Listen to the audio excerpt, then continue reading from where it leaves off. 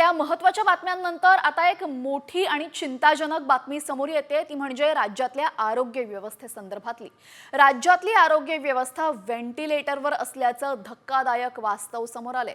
कॅगनेस राज्याच्या आरोग्य व्यवस्थेवर कडक शब्दात ताशेरे ओढले असून महाराष्ट्र राज्याने अजूनही आरोग्य धोरणच बनवलेलं नाहीये।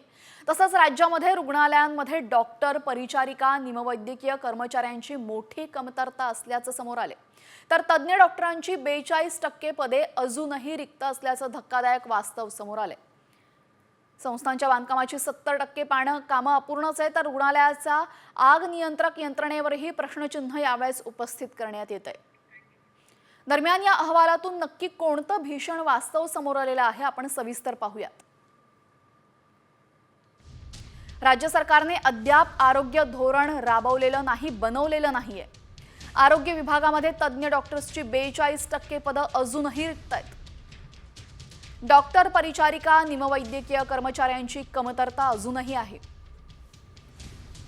आरोग्य संस्थांच्या बांधकामांची 70% तर अद्यावतीकरणाची 90% कामं अपूर्ण आहेत।